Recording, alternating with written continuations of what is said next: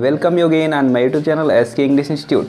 आज का जो हमारा टॉपिक है ये है प्रोनाउन पार्ट 2। जैसे प्रोनाउन के प्रीवियस पार्ट में आपने पढ़ा था कि प्रोनाउन के कितने काइंड होते हैं और उसमें हमने एक्सप्लेन किया था पर्सनल प्रोनाउन के ऊपर। आज हम बात करेंगे बाकी के जो प्रोनाउन बचे हैं उसके ऊपर हम डिस्कस करेंगे। बात करेंगे रिफ्लेक्सिव प्रोनाउन। रिफ्लेक्सिव प्रोनाउन को हम बोलते हैं निजवाचक सर्वनाम। निजवाचक, ओके। निजवाचक सर्वनाम होता क्या है इसके बारे में हम डिस्कस करेंगे स्टूडेंट। जैसे देखते हैं, एक्शन डन बाय सब्जेक्ट यानी जो कार्य सब्जेक्ट के द्वारा किया जाता है।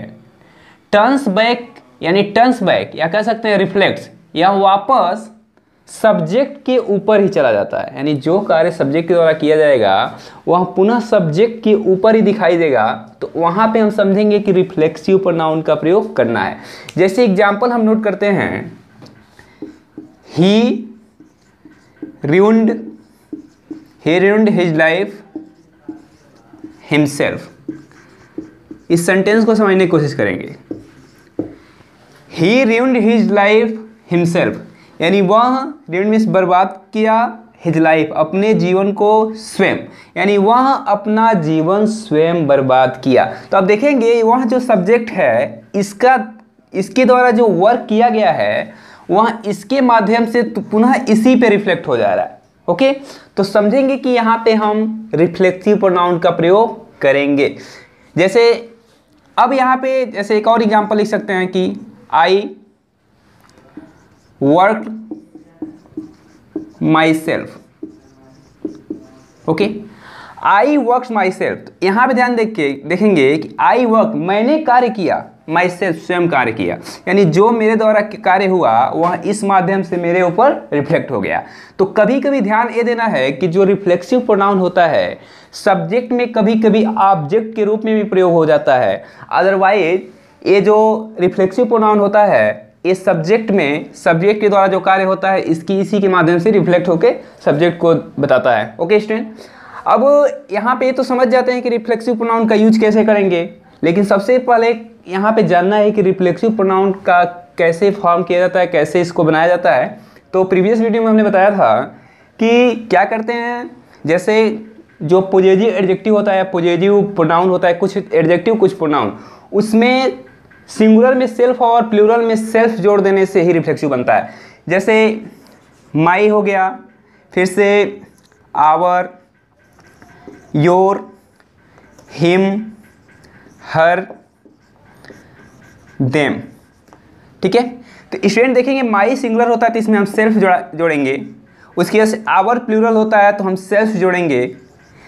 योर को हम सिंगुलर प्लूरल दोनों रूप में देखते हैं तो हम सिंगुलर के लिए सेल्फ जोड़ेंगे और प्लूरल बनाने के लिए आवर सेल्फ लिखेंगे, क्योंकि प्लूरल में हम सेल्फ जोड़ते हैं। हिम सेल्फ हो जाएगा, सिंगुलर है। हर सेल्फ हो जाएगा, सिंगुलर है। उसके बाद से देम सेल्फ होगा क्योंकि ये प्लूरल है। ओके, अब यहाँ पे जो आप पर्सनल प्रोनाउन के चार्ट पढ़े होंगे तो उसमें आपको अच्छी तरीके से बताया गया होगा कि पर्सनल प्रोनाउन में किस प्रकार डिस्कस किए गए हैं कि आई के साथ माई सेल्फ लगता है, वी के साथ आवर सेल्फ, यू के साथ योर सेल्फ, ही के साथ हिम सेल्फ, सी के साथ हर सेल्फ और दे के साथ देम सेल्फ का प्रयोग करते हैं। जैसे इस पे हम एक बेस्ट एक ट्रांसलेट बनाते हैं, जैसे वह एक किताब स्वयं लिखा। देखेंगे कि यहाँ पे जो सब्जेक्ट वहाँ है इसके द्वारा कार्य इसी के ऊपर रिफ्लेक्ट हो रहा है, तो समझ जाएंगे ये जो ट्रांसलेट करेंगे इसमें रिफ्लेक्टिव प्रोनाउन यूज करेंगे। तो लिखेंगे ही, उसके बाद से रोट, क्योंकि पास्ट इंडिफिनिट है, ही रोट ए बुक। और यहाँ पे स्वयं की इंग्लिश क्या होगी, ही के साथ हिमसेल्फ।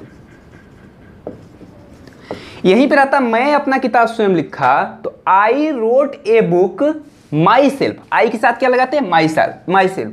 इसी प्रकार वी के साथ आवर सेल्फ लगाते, दे के साथ देम सेल्फ, एंड योर के साथ योर सेल्फ लगाते सिंगुलर के लिए, और प्लूरल के लिए योर सेल्फ लगाते।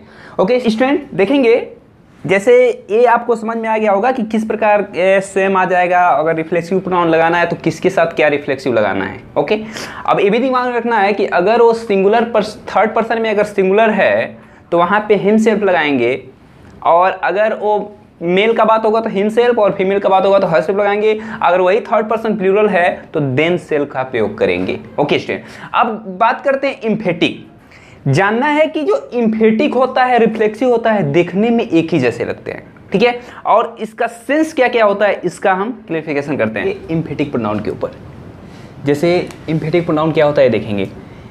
ये जो इम्फेटिक प्रोनाउन होता है दिखने में रिफ्लेक्सिव प्रोनाउन के ही जैसे होता है, ठीक है। इम्फेटिव प्रोनाउन का प्रयोग, इम्फेटिव को हम बोलते हैं दृढ़तावाचक, दृढ़तावाचक, ठीक है, दृढ़तावाचक सर्वनाम। तो ध्यान ये देना है कि जो बनावट होती है रिफ्लेक्सिव की वो सेम इम्फेटिक के जैसे होती है, यानी इम्फेटिक और रिफ्लेक्सिव की बनावट सेम है। जैसे इसमें भी माई सेल्फ होता है, ठीक है, सिंगुलर में, उसके बाद से आवर सेल्व्स, ठीक है, और जो भी हमने रिफ्लेक्सिव में पढ़ा टोटल इम्फेटिक में भी होता है। बट डिफरेंस ये है कि जानना है कि इम्फेटिक का प्रयोग कहाँ करेंगे। देखिए इम्फेटिक का प्रयोग वाक्य में जब सब्जेक्ट पर इम्फेसिस, इम्फेसिस यानी महत्व बढ़ाने के लिए हम इम्फेटिक प्रयोग करते हैं। ओके, इम्फेटिक का प्रयोग जैसे कहा जाए, एक एग्जाम्पल हम समझाते हैं आपको। जैसे मैं स्वयं एक गीत गाया, मैं स्वयं एक गीत गाया, ठीक है। तो देखते हैं, लिखते हैं आई, अब यहाँ पे लिखेंगे my self, I my self sang a song। Okay, I my self sang a song। तो ध्यान ये देंगे कि यहाँ पे माई सेल्फ, माई में सेल्फ जुटा है, ए है इम्फेटिक। इम्फेटिक क्यों है? क्योंकि ध्यान ये देना है ना कि जब सब्जेक्ट के बाद अगर myself, ourself, itself जो भी है, अगर सब्जेक्ट के तुरंत बाद आता है ना तो वो समझ जाते हैं वो होगा इम्फेटिक। क्योंकि ये क्या करता है कि सब्जेक्ट के तुरंत बाद आकर ये इम्फेसिस का काम करता है। इम्फेसिस इट मीन्स ये क्या कर देता है, सब्जेक्ट के तुरंत बाद आकर महत्व तो बढ़ा देता है। ओके, और जब महत्व तो बढ़ा देगा तो ये हो जाएगा इम्फेटिक प्रोनाउन। तो नोटिस ये करना है कि अगर सब्जेक्ट के तुरंत बाद माई सेल्फ, इट सेल्फ आएगा तो वो होगा इम्फेटिक।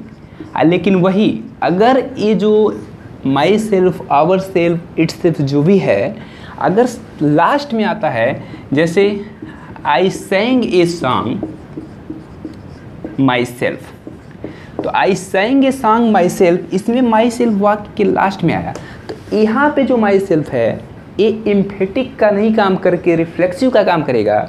लेकिन अगर यहाँ पे जो माई सेल्फ है सब्जेक्ट के तुरंत बाद आया है तो ये काम करेगा इम्फेटिक का। जैसे ही हिमसेल्फ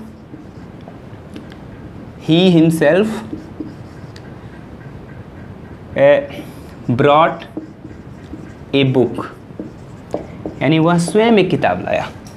अब वही लिख दें तो ये क्या हो गया, इम्फेटिक।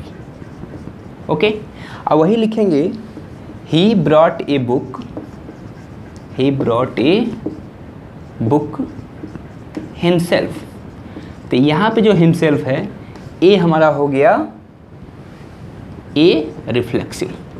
तो स्टूडेंट हमें उम्मीद है कि आपको रिफ्लेक्सिव और इम्फेटिक में अंतर समझ में आ गया हो। नोटिस करना कि सब्जेक्ट के बाद आएगा, सब्जेक्ट के तुरंत बाद अगर ये myself, ourself, yourself जो भी आता है तो ये करेगा इम्फेटिक का काम। अगर ये लास्ट में आता है तो ये करेगा रिफ्लेक्सिव का काम।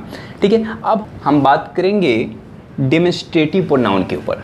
डेमोन्स्ट्रेटिव प्रोनाउन को हम बोलते हैं संकेत सूचक या संकेतवाचक, संकेतवाचक सर्वनाम।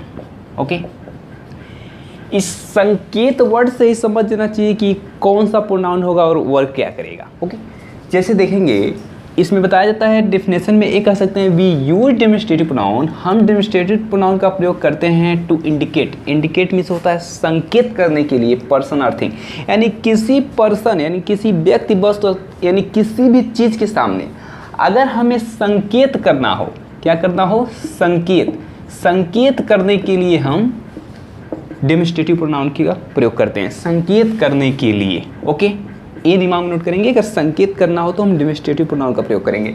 और डेमोस्ट्रेटिव प्रोनाउन में प्रयोग करने वाले जो शब्द होते हैं, दिस होता है, दिस मीन्स यहाँ ए सिंगुलर के लिए, दैट मीन्स होता है वहाँ ए प्लूरल के ए भी सिंगुलर के लिए, दिस मीन्स यहाँ, दैट मीन्स वहाँ सिंगुलर के लिए, और इसी का प्लूरल हो जाता है दिस का दीज, और दैट का हो जाता है दोज। ये सब प्रोनाउन यूज किए जाते हैं किसमें, डेमोस्ट्रेटिव प्रोनाउन में, किसी भी चीज़ को इंडिकेट करने के लिए। कैसे, अब ध्यान समझेंगे। दिस का प्रयोग हम निकटता जो निकट वस्तुएं होती हैं उसको बताने के लिए हम दिस का प्रयोग करते हैं। जैसे आपके सामने कोई किताब है, ठीक है, तो आप बोलेंगे यह किताब है, यह एक किताब है, हिंदी में बोलेंगे यह एक किताब है, तो इसका ट्रांसलेट करेंगे this is a book. Okay, अगर आपके सामने कोई आदमी है, बोलेंगे दिस इज राम। ओके, या कुछ भी चीज़ अगर आपके सामने आपके तुरंत पास है तो उसको इंडिकेट करने के लिए आप दिस का प्रयोग करेंगे। ठीक, और वही कोई वस्तु दूर है, वह एक कुर्सी है, मान लीजिए कुर्सी आपसे बहुत दूर है, तो वहाँ पे बोलेंगे that is chair, that is a chair. Okay, क्यों बोलेंगे, क्योंकि दैट है वह डिस्टेंस को बता रहा है, यानी बहुत दूर की वस्तुओं को बता रहा है जो हमसे बहुत फार है, अवे है, और दिस का प्रयोग यहाँ किए जो हमारे ठीक निकट है।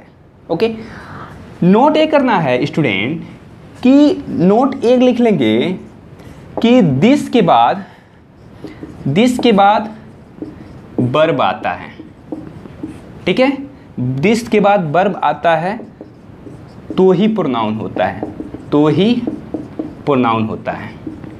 इट मीन्स दिस के बाद वर्ब आना चाहिए, जैसे इज, दिस के बाद वर्ब है, दैट के बाद इज वर्ब है, एक कौन सा वर्ब है, हेल्पिंग वर्ब है। ठीक, अब देखेंगे ये तो था, इसका प्लूरल फॉर्म देख लेंगे। अगर कहा जाए ये तुम्हारी पुस्तकें हैं, ये तुम्हारी पुस्तकें हैं, देखेंगे ए हम संकेत करते हैं, बहुत पुस्तक रखी होती हैं तो हमारे पास ही रहती है ना, संकेत करते हैं ए प्लूरल के लिए, तो बोलते हैं दीज। अब प्लूरल में हेल्पिंग वर्ब आर, तुम्हारी पुस्तकें योर बुक्स। ओके, तो इन सभी के बाद अगर वर्ब आएगा तभी ए डेमोस्ट्रेटिव प्रोनाउन होगा स्टूडेंट। और ध्यान ये देना है कि अगर इन सभी के बाद अगर कोई नाउन आ जाए ना तो ए हो जाता है, ये जो स्ट्रक्चर हो जाता है ये हो जाता है डेमोस्ट्रेटिव एडजेक्टिव का, डेमोस्ट्रेटिव एडजेक्टिव। जब एडजेक्टिव का पार्ट बताएंगे तो उसमें हम आपको डीपली बताएंगे, फिर भी हम एक दो एग्जांपल इस पर क्लियर करा देते हैं कि अगर इसके तुरंत बाद जैसे बोल दें दिस बुक इज माइन, ठीक, this is my book. Okay, this book is mine और दिस इज माई बुक। तो डिफरेंस ये देखना है कि ये जो दिस है इसके तुरंत बाद नाउन आ गया, और दिस के बाद तुरंत जब नाउन आता है ना तो ये जो दिस होता है डेमोस्ट्रेटिव एडजेक्टिव नहीं, डेमोस्ट्रेटिव प्रोनाउन नहीं, डेमोस्ट्रेटिव एडजेक्टिव बन जाता है। तो ये क्या हो गया, एडजेक्टिव। अब वही दिस इज माई बुक, यह किताब मेरा है, यह मेरा किताब है, ठीक है। इसका क्या हुआ, यह किताब मेरा है, तो यह किताब मेरा है, तो यह किताब, यहाँ के तुरंत बाद किताब आएगा, और यहाँ के बाद तुरंत किताब आएगा तो ये एडजेक्टिव हो गया। और यहाँ के बाद अगर हेल्पिंग वर्ब आया, यह किताब मेरा है, या इसको बोलेंगे यह किताब मेरा है, यहाँ बोलेंगे यह मेरा किताब है। थोड़ा सा डिफरेंस है, बोलने में थोड़ा सा डिफरेंस है, ट्रांसलेट सीधे बदल जा रहा है, प्रोनाउन एडजेक्टिव बदल जा रहा है और एडजेक्टिव प्रोनाउन हो जा रहा है। ठीक, अब ये देखेंगे this is my book, this के बाद हेल्पिंग वर्ब आया, उसके बाद से माई बुक। तो ये जो माई है पॉजिटिव एडजेक्टिव है, लेकिन दिस क्या है, ये प्रोनाउन है। कौन सा प्रोनाउन है, डेमोस्ट्रेटिव प्रोनाउन। ये पॉजिटिव एडजेक्टिव है, लेकिन यहाँ पे दिस क्या है, डेमोस्ट्रेटिव एडजेक्टिव है। तो डिफरेंस यही याद रखना है कि दिस के बाद वर्ब आना चाहिए तभी प्रोनाउन होगा, अदरवाइज वो एडजेक्टिव हो जाएगा। ठीक स्टूडेंट, ये था। इसके साथ साथ एक जो प्रोनाउन का हमने डिस्कस नहीं किया था उसके बारे में बताते हैं। एक होता है पॉजिटिव प्रोनाउन, जिसमें हम थोड़ा सा एग्जांपल यहाँ पे आपको हम दिखाने की कोशिश करते हैं। प्रोनाउन नहीं बताया जाता है, केज ही बताया जाता है। तो पॉजिटिव केज में या पॉजिटिव प्रोनाउन में आने वाले शब्द होते हैं mine, ours, yours, his, hers, theirs. ठीक है, उसके बाद से इट्स आता है, इट्स बात आई के साथ इट्स लगाते हैं। तो कैसे इसका यूज करते हैं हम बताने की कोशिश करते हैं। ये जो पॉजिटिव प्रोनाउन होता है यहाँ अधिकार दिखाने की बात करता है। जैसे हम बोलते हैं कि यह पेन मेरा है, ओके, यह घड़ी उसका है। ठीक है, अब डिफरेंस तो आपको हम दिखाने की कोशिश करते हैं। यह पेन मेरा है, तो यह पेन की इंग्लिश लिखेंगे। यह के बाद तुरंत पेन आया, तो जो दिस है ये क्या बना, डेमोन्स्ट्रेटिव एडजेक्टिव। ठीक है, और यह पेन उसके से हेल्पिंग वर्ब इज। अब यहाँ पे दिस पेन इज, अब यहाँ पे हमें लगाना है पॉजिटिव केज, तो मेरा का इंग्लिश लिखेंगे माइन। इसका प्रोनाउंसिएशन माइन, ये हमारा का हो जाएगा, यह भी उस तुम्हारा हो जाएगा, उसका हो जाएगा, उसकी हो जाएगा, देयर्स उनके हो जाएगा, ये सब प्रोनाउंसिएशन आएंगे। यह घड़ी उसका है, दिस वॉच इज। अब उसका का इंग्लिश क्या लिखेंगे, हिज। ठीक है, यह किताबें, ये किताबें लिखेंगे, ये किताबें उसकी है, तो ये किताबें दीज बुक्स। ओके, उसके से प्लूरल है तो आर। अब उसकी, किसी लड़की के लिए बोलेंगे तो बोल देंगे हस। यानी इससे हम ये समझ रहे हैं कि अगर ऐसे प्रोनाउंसिएशन आते हैं जिस पे अधिकार दिखाया जा रहा है, यहाँ पेन मेरा है, इस पे पेन पे अधिकार किसका है, मेरा, इस पे उसका है, इस पे इसमें इस सेंटेंस में उसकी है, तो डिफरेंस यह नज़र आ रहा है कि इन सब के तुरंत बाद अगर नाउन आया तो ये सब क्या बनते गए, डेमोन्स्ट्रेटिव प्रोनाउन बनते गए। और यहाँ पे देखेंगे ये जो हर्स, हिज, माइन, आवर्स आते रहे लास्ट में, तो ये पॉजिटिव केज बन के है। ठीक, लेकिन यहाँ डिफरेंस क्या है देखना है। अगर यही कह दिया जाए यह मेरा पेन है, तो यहाँ के बाद तुरंत मेरा आया, तो यहाँ पे जो दिस और दिस के बाद लिखेंगे है कि इंग्लिश इज माई पेन। तो डिफरेंस क्या है, थोड़ा सा डिफरेंस हमने बोला, तो ट्रांसलेट दूसरे तरीके बना रहे हैं। और यहाँ पे दिस इज माई पेन में ये जो दिस क्या है, डेमोन्स्ट्रेटिव प्रोनाउन है। ओके, इन सभी पर ये डेमोन्स्ट्रेटिव एडजेक्टिव का काम किया था। ठीक है, अभी हमने शायद कुछ और बोला होगा। ठीक है, तो ये देखेंगे कि यहाँ पे डेमोन्स्ट्रेटिव प्रोनाउन का काम किया, क्योंकि इन सभी के बाद तुरंत क्या, सॉरी, डेमोन्स्ट्रेटिव एडजेक्टिव का काम किया, क्योंकि इन सब के तुरंत बाद क्या आ गया, नाउन। अगर तुरंत बाद नाउन आता है तो डेमोन्स्ट्रेटिव एडजेक्टिव, अगर इसके बाद से हेल्पिंग वर्ब आता है तो demonstrative pronoun, this demonstrative pronoun है, और जो माई है पॉजिटिव एडजेक्टिव है। तो हम बात करेंगे रेसिप्रोकल प्रोनाउन के ऊपर। रेसिप्रोकल को हम बोलते हैं परस्परता वाचक सर्वनाम। ओके, देखेंगे जब पहले देखेंगे ये प्रोनाउन किससे मिलके बने होते हैं, दो शब्दों से मिलके प्रोनाउन बने होते हैं।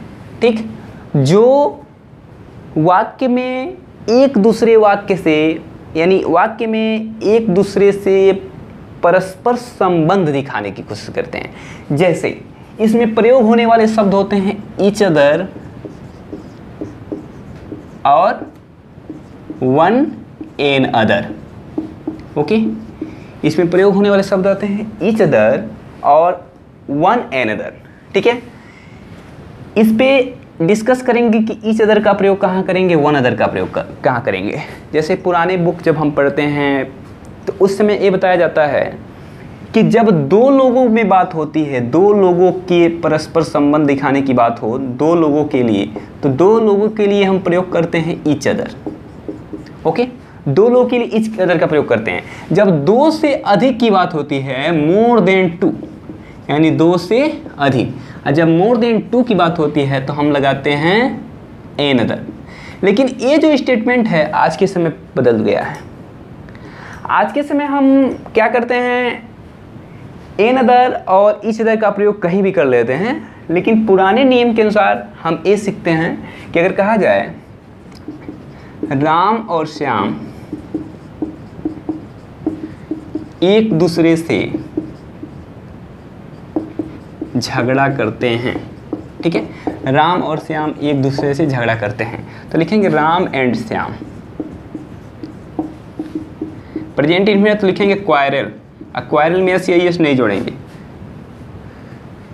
ठीक है। उसके बाद से एक दूसरे से, तो यहाँ पे लिखेंगे विथ ईच अदर। अब यहाँ पे एक दूसरे की इंग्लिश हमने लिख दिया ईच अदर, क्यों? क्योंकि राम एंड श्याम के बीच डिस्कस हुआ और दोनों में संबंध दिखाई दिया कि एक दूसरे से झगड़ा करते हैं। ओके, लिखेंगे दे लव वन एंड अदर। बहुत लोग हैं, उन्हें बोला जाए वे एक दूसरे से प्रेम करते हैं, तो यहाँ पे वे जो है मोर देन टू। ओके, जब मोर देन टू की बात करेंगे तो वन एंड अदर का प्रयोग करेंगे, या जब टू लोग में परस्पर संबंध दिखाएंगे तो ईच अदर का प्रयोग करेंगे। जैसे Sita and Gita gift to. अब यहाँ पे सीता एंड गीता है तो हम एक दूसरे की इंग्लिश ईच अदर। अब वही रहता सीता गीता एंड राधा, तो यहाँ पे हम लिख देते one and other. Okay student, तो आपको इस समझ में आ गया होगा कि ईच अदर का प्रयोग कहाँ करना है और वन एंड अदर का प्रयोग कहाँ करना है, ठीक। और देखिए जो इसका प्रयोग हम करते हैं ऑब्जेक्टिवली के लिए करते हैं, यानी जब एक दूसरे से संबंध दिखाने की बात हो तभी हम करेंगे। अब हम नेक्स्ट प्रोनाउन की बात करते हैं। हम बात करेंगे इंडेफिनिट प्रोनाउन। इंडेफिनिट को हम बोलते हैं अनिश्चित, अनिश्चयवाचक सर्वनाम। यानी जब ये जो प्रोनाउन किसी ऐसे घटना का वर्णन करेंगे जो निश्चित ना हो, यानी ऐसे शब्द होंगे जो निश्चित ना होंगे, यानी जो सब्जेक्ट होगा उसमें निश्चित नहीं होगा कि कौन काम कर रहा है, तो वहाँ पे हम समझ जाएंगे कि इंडेफिनिट प्रोनाउन का ही यूज करना है। और इंडेफिनिट प्रोनाउन में आने वाले वर्ड होते हैं one, someone, everyone, nobody, somebody, no one, anyone. Okay, तो ध्यान ये देना है कि ये जो वर्ड हैं one, someone, everyone, nobody, somebody, no one, anyone, ये ऑलवेज सिंगुलर होते हैं, सिंगुलर। ओके, ये ऑलवेज सिंगुलर होते हैं। और ये जो होते हैं सम, ऑल, अदर्स, ये जो सब्जेक्ट का काम करते हैं ये प्लूरल होते हैं।